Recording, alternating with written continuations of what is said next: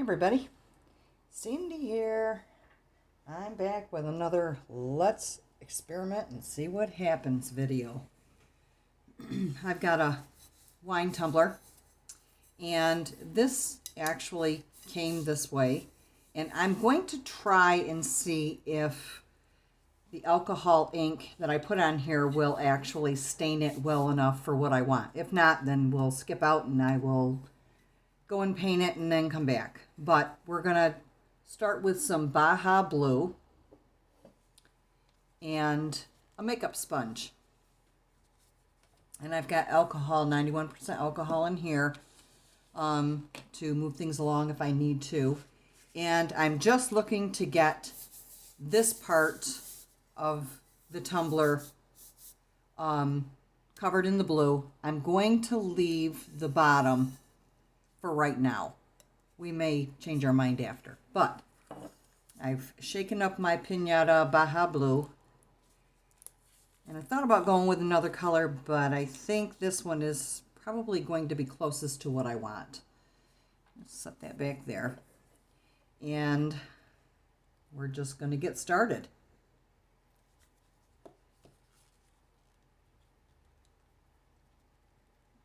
And to me, that looks like the blue that I want for the underside of this tumbler. As you can see, it doesn't look like this at all on the outside. But when we get all done, this is going to be a very intricate part of, well, my goodness, of the tumbler. I want this to look like the blue water that, boy, I've got a hell of a mess there. I want this to look like the blue water that's inside of the Magic 8 Ball. Now, I know that the 8 balls have made a comeback. They were very popular when I was much younger. I tend to think I remember them from my early tweens, I want to say, maybe teens, but they were a big hit, and I've seen that they're still being offered in the stores, but this one is going to be an adult Magic 8 Ball. And you know, you can make it into the receiver could make it into a drinking game for fun. And like I say, it's for an adult. And the reason being is that the responses that go inside of the Magic 8 Ball certainly are not for kids. But neither is my channel. So I won't tell you what these things mean. It'll be up to you to look for them. Look them up, and I'll tell you how to look them up. But, okay, that's a quick coat on there.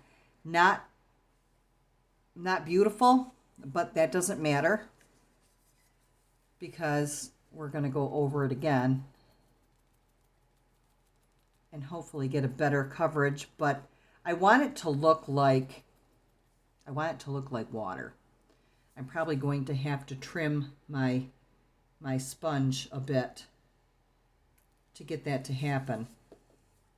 But I'm going to get as much color on here as I can, and then I'm going to come back through and spritz it and wipe it down. I just want a good stain. I probably am going out of frame here. That's what happens when I try to see it up close.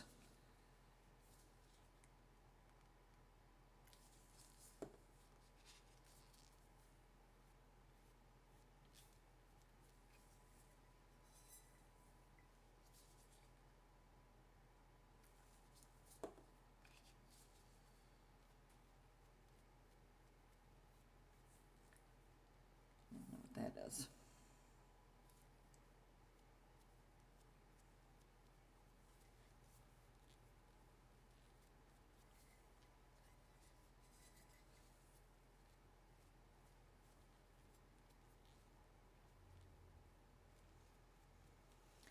Okay. It's on there. We're going to spritz it down with 91% alcohol and see where that lands us. I'm going to spritz it onto my paper towel. Move this back a little bit. And I'm going to swipe the cup, and hopefully it has stained itself enough with the ink that it'll still show. I'm going to let it dry a little bit. Let's see. Oh yeah. Nicely done. I know, it seems ridiculous to put it on there and then take it off, but it's kind of what I need to do for the background. And you'll see there will be more to it than just that. Get some even coverage on there. Now the bottom I don't want the blue on because I'm going to, well, I've got some on there, but I'm going to paint over that anyway, because that's where the 8 is going to go that you saw in the picture. Okay. I have these little triangles that I cut out on my Cricut, and I used acronyms. And if you're not sure what an acronym is, it actually is a shortened slang language that we use in texting, or even on Facebook, that stands for something. Some of these, like I said, I'm not going to tell you what they are. Some of them I will. Like ILY is I love you. SMH, shaking my head. IKR is I know right. Or TBH is to be honest. And TMI, pretty much we know that. So anyway, these will go on to this blue on this cup. And then I'm going to shadow a little bit around here with the blue ink. Just a little bit. If you remember when you played with the 8-ball, when you shook it up and then turned it to the window part, the water that it was in was blue, and the dye that was in there was white, so that when it came up to the surface, you could see it, but you could still see the blue around it. And that's what I'm looking for this part of it. And as I said, this is an adult tumbler. So you won't see these to look straight onto it. They're going to be hidden. So I'm hoping that if what I'm thinking turns out the way I'm hoping it will, then I think this will be a kind of cool party cup.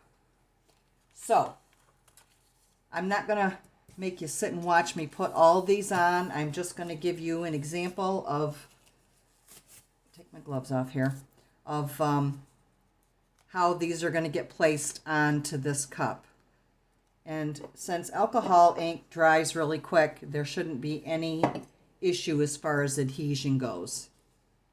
Okay, and all I use is contact paper that I got from Walmart. I think I paid $5 for this huge roll. And yeah, I use it for everything. I line my 4-cup turner. I put that below my cups so that I can just peel it up and throw it away when it gets nasty. So, okay. So I've got it on here, and I'm going to just place it on there onto the cup. Take my transfer tape off, and voila. And so you're going to notice that some of the letters are not straight on here. So be it. I'm not going to pretend that that I did it perfectly. I tried. A lot of people have backyard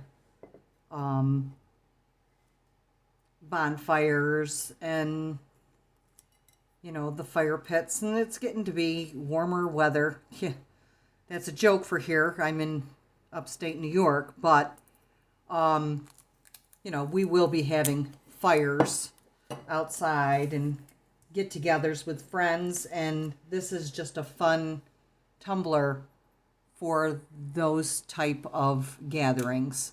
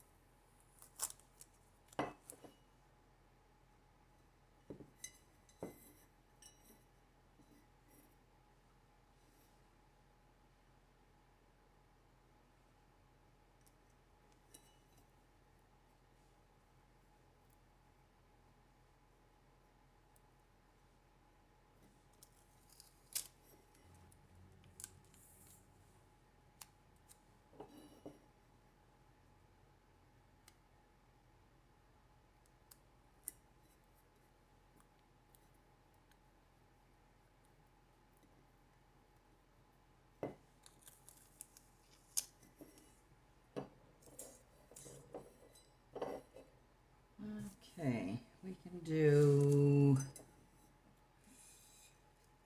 maybe, I think maybe we can put one right here. So, yeah, we're going to put the adultish of the adult acronyms here.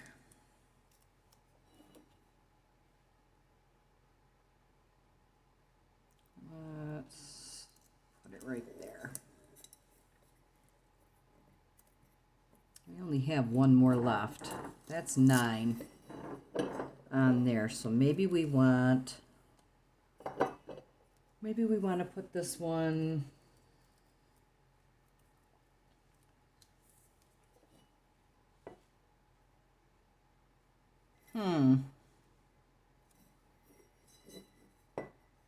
This seems a little empty.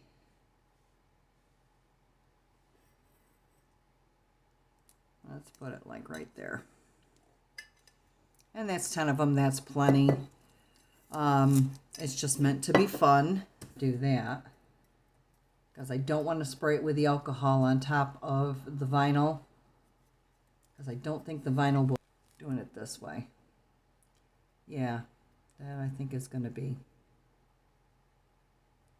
you know, that'll make it look like the water is up around, the blue water's up around the side.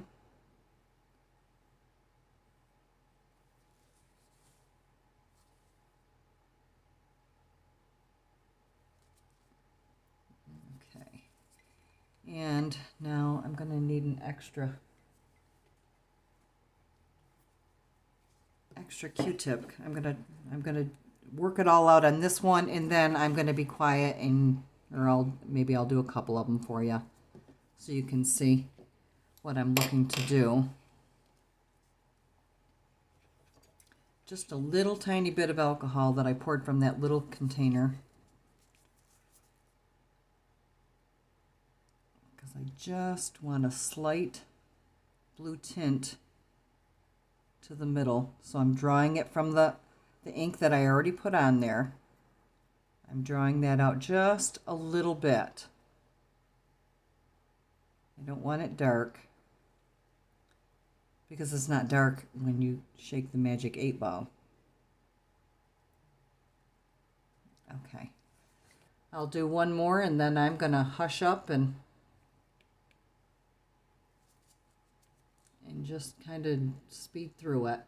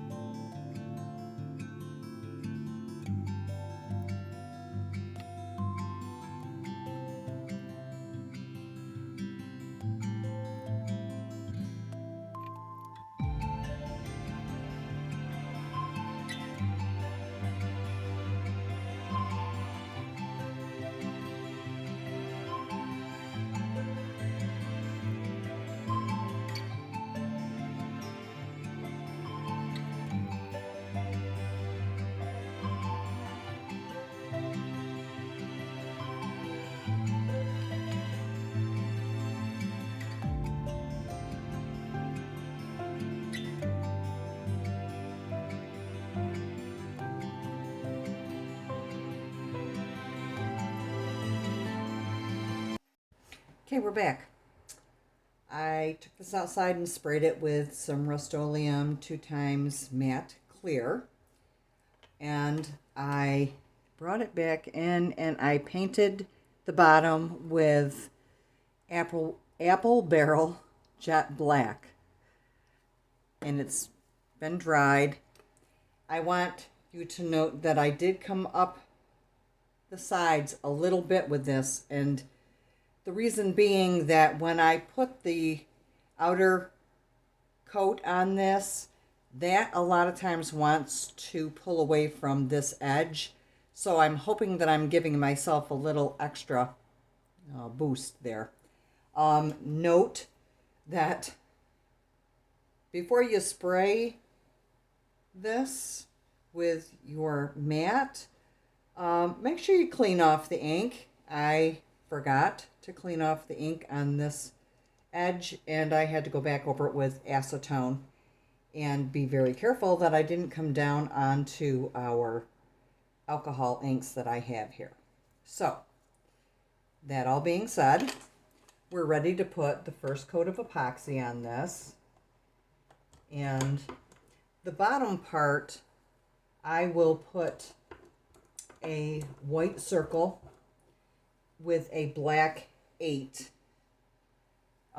based on the way that the Magic 8 Ball looks.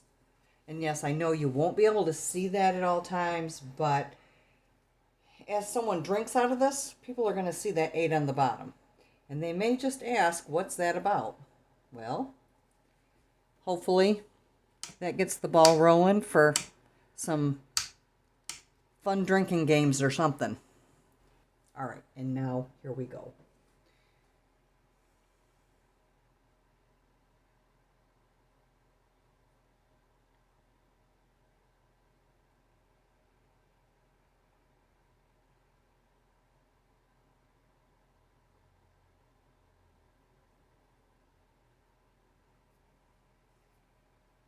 So we're going to let this baby spin out. I'll show you really quick how I clean the top of that.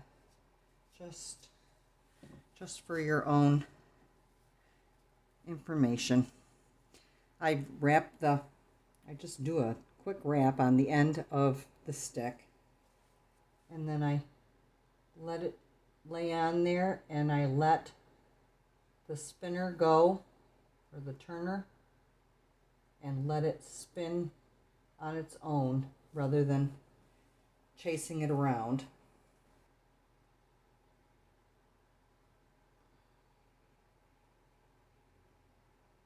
There, just so you're aware of how I do that, just in case you haven't seen it done. Hang in there. We'll be back. That's where the magic happens.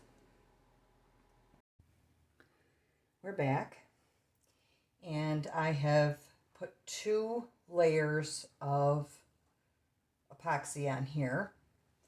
And I just wanted to show you, I put the 8 on the bottom, it's on there. So I'm going to put some clear just down here on the bottom before we get into mixing the magic potion that goes on the outside of this, that makes all of these acronyms disappear. So first things first, I just want to get, I've got about 20 milliliters of epoxy mixed up here, and we're going to have to transfer it into a bigger container because I need to be able to mix like a mad woman and get it on here. But I don't want what I'm putting up here, I don't want that on the bottom because I don't want it to cover up my 8, because I really don't want to have to go over the whole thing again, simply because if I have to do a clear coat over top of the whole thing, it kind of renders the it's called the thermochromic pigment. I think I said thermochromatic the last time, but it's thermochromic pigment, and it's black, but it'll come up colorless once it's warmed up to at least 77 degrees. What they say to do, and from the last time I did this, I wish I hadn't thrown away the sample that I had, because I had a really cool piece that showed how it worked. I'm just putting in, I have a small spoon, and I just spooned some into the bottom of this other container, and I'm going to pour a little of my mix in of my epoxy, and I'm going to basically give that a stir to break up any of those chunkies that are in there before I pour the rest of the resin in here. Resin, epoxy. I go back and forth with those two. What do you usually refer to it as? Resin or epoxy? Either way, it's all the same stuff that we use. I'm just trying to mix and smooth that out as much as possible. And I thought this would be perfect for this tumbler because it makes the entire tumbler black. Once it's set all up and it's cooled, it's black. The thing is, I'm hoping to have this be a one and done, because I don't want it to be so bulky with another layer on there, but if I have to, I'll do it. There, I think we're pretty much there. And this pigment actually makes the resin or epoxy, whichever you prefer, it makes it thick. That's why I mixed up 20 milliliters in hopes that that's going to be enough to do it and I won't run out. That's my fear, is that and if it's not pigmented enough, it's not going to cover, and I'm going to wind up with streaks. So I am going to put a little bit more in here and hope that it mixes okay, because now I've poured all my reserve in here. I guess I've got a little bit more, but and this is a process. I mean, you can't rush it. It's just like with mica powders. You need to take your time and get them stirred in there, or you're going to wind up with a glunky mess.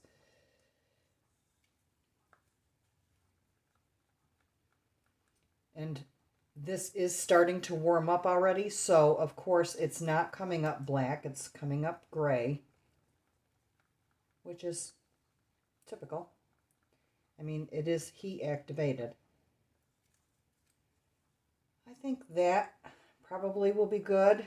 I'm going to insert pictures of another tumbler that I did and let you see what, and I might be able to take a couple of clips from that as well to insert here so you can see what my little experiment was as to how dark I needed this.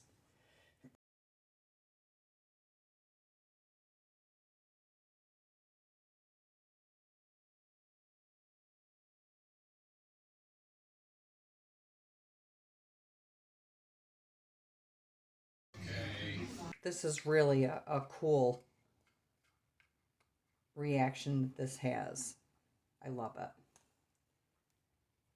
And I thought, what am I going to do with that? I mean, who wants a black tumbler? I did give it as a black tumbler, and unfortunately it was to a mom to be, but it was the surprise underneath that was meant to be the most important part. Okay, I think we're mixed and we're good to go here. All right, now we're ready to go. And it's not going to look like much.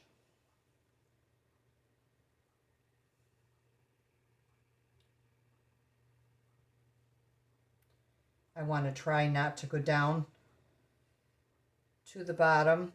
I mean, I want to get down to the black because, as I had mentioned earlier, the this mixed with the resin tends to want to pull from the edges, and it leaves them.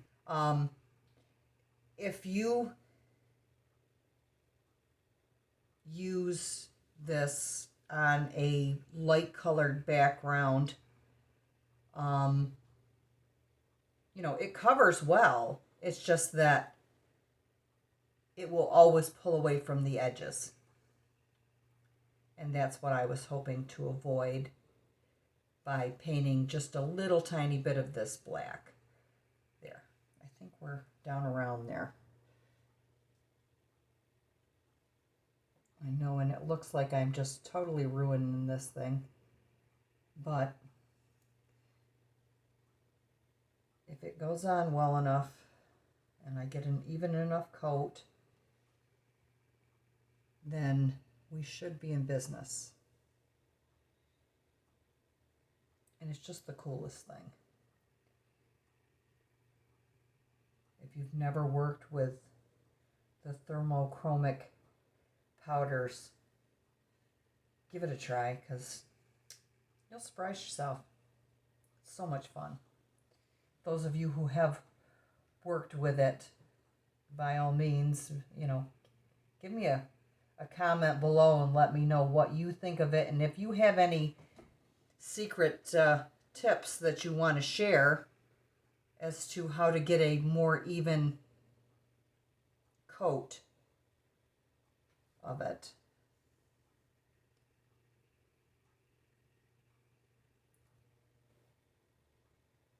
But from the last time that I did it, I had all but one little tiny section didn't take. And of course I had to go back over it and I had to mix the thermochromatic again because it has to be the same thing. Once again, I'm not worried about this rim. I will clean this rim up. I really want that covered and concealed. I don't want that blue sticking through the top. And I'm being a little more careful than I normally would be with my epoxy, just, you know, just for the sake of let's not screw it up. That's my concern. We're going to drizzle and hope that we get a good coverage here. We want that sucker to spin out and look like it's supposed to. I just don't want it to go over the edge.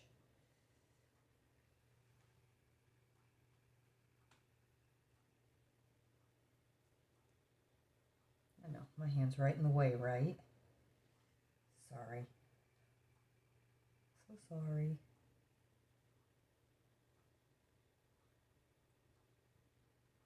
If I can.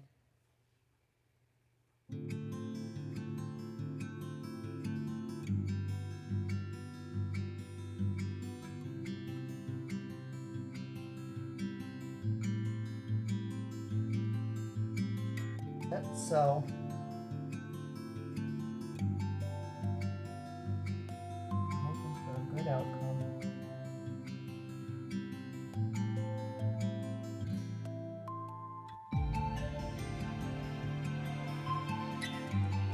I'd say I probably put in about 3/4 of a teaspoon of the pigment.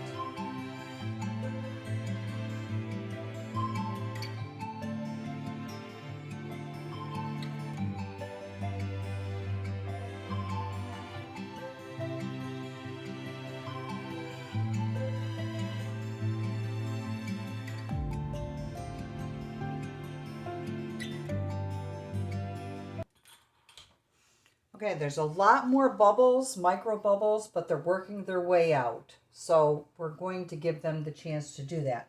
I want you to see how much darker that's gotten inside of there. So, fingers crossed, everybody. Fingers crossed. Okay, I'm going to try to do this without being in your way.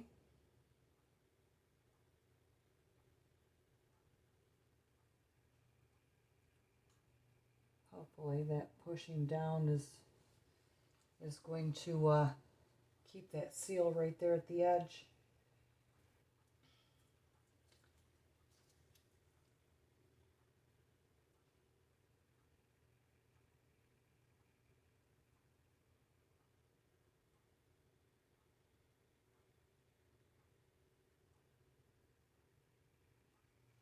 Just one more shot. There's the black right in there.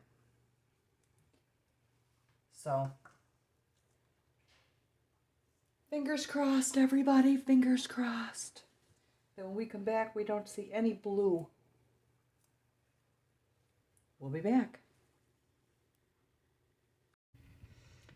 Here we are after it cured all night and most of the next day. As you can see, there's a lot of trimming that needs to go on up around the upper rim, but for the most part, it covered well. There are some spots that are a little less covered. I don't know if I can show you that or not. You can see down at the bottom, there's that little tiny bit. Remember I told you that it likes to pull away from the rim and the edges? Well, it did. Evidently, I didn't go up high enough with the black paint. But for the most part, it covered pretty well. I am going to do another coat on there, but I'm going to have to do some major sanding. So I won't do that on film. But we'll be back when I get ready to put on the next coat of this. As you can see, I've done some cleanup. I cleaned the edge.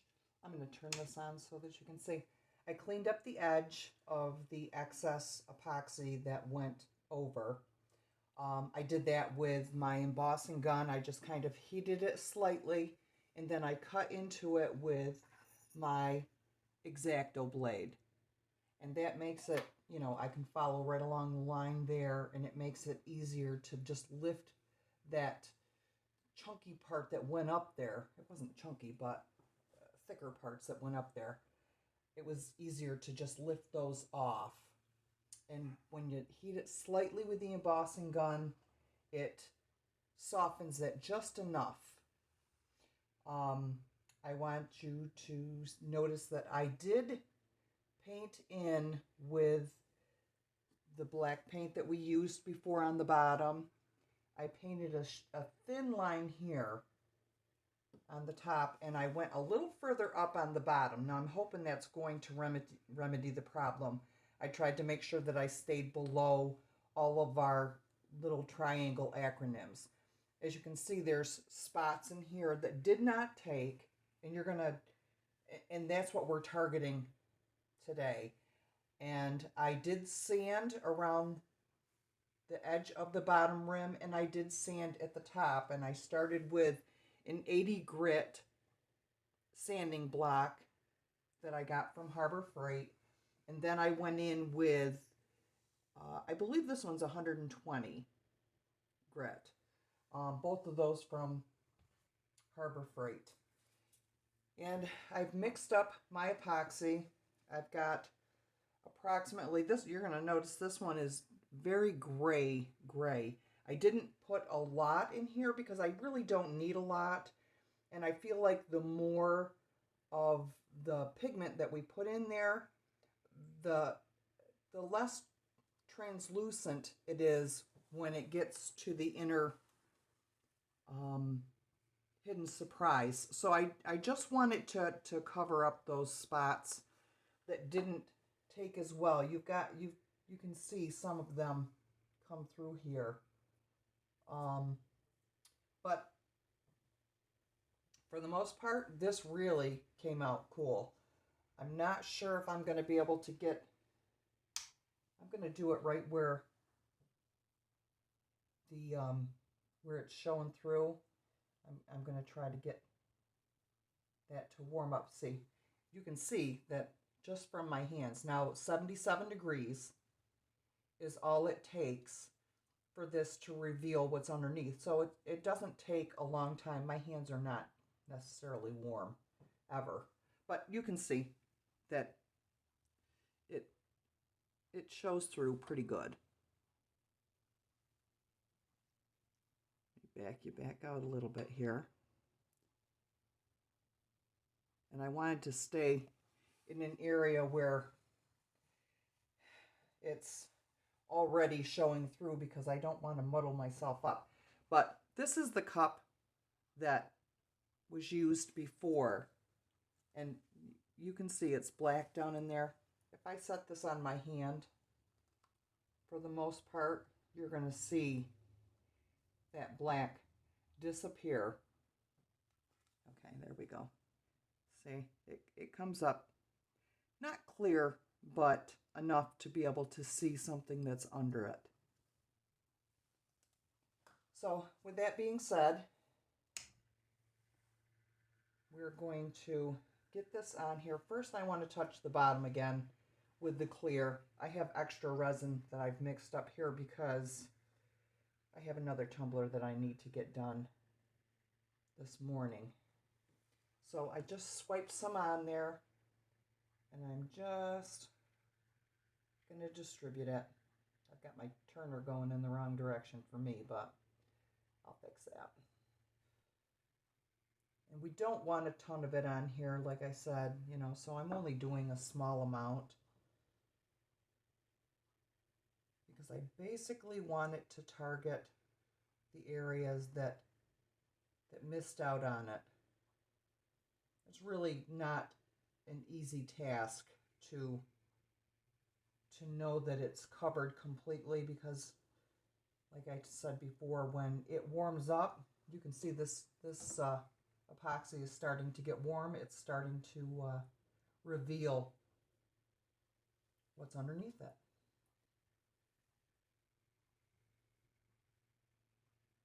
Just get that edge done.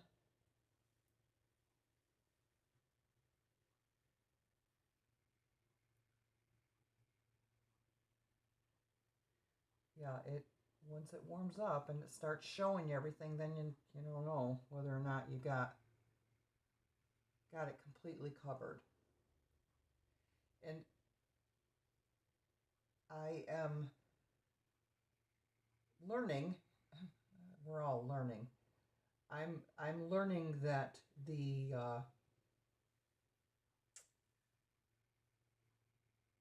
trick to using the thermochromic Thermochromic Powder is partly that thinner layers is probably best,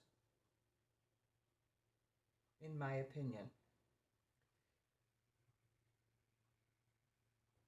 At least then you know what you're targeting when you have to put more on.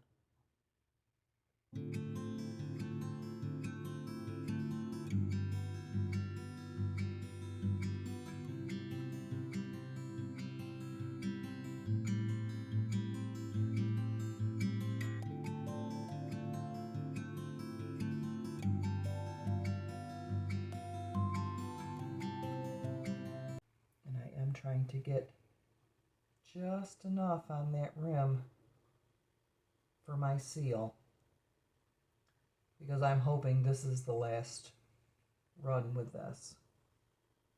The first person that I saw do this, the video that I saw that inspired me, was done by, and as soon as I saw that video, I was like, yeah, gotta be looking this stuff up. And there are a lot of different thermochromic powders to choose from. So, you know, you don't have to necessarily get the one that I got. But I did get it on Amazon. Okay, I'm hoping for the best there. Okay. And I used all of what I had in here. I need to hit it with the heat gun. And then you're going to see everything underneath revealed again. And when we come back, you're going to see this baby finished. Here's the heat gun.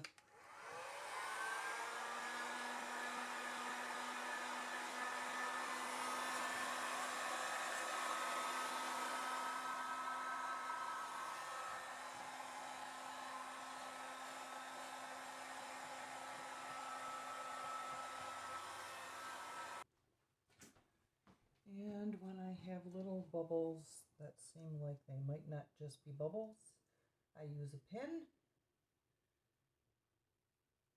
and I gather it up and wipe it off and see if that doesn't help. And since there's already resin on here underneath it, I'm not going to hurt the decoration underneath. That's the word I'm looking for. We're going to let this go ahead and spin, and hopefully the next time we come back we will have a big reveal. Stay tuned, folks. Thanks for hanging in with me. Don't forget to like and subscribe, and I will see you in my next video. Toodles!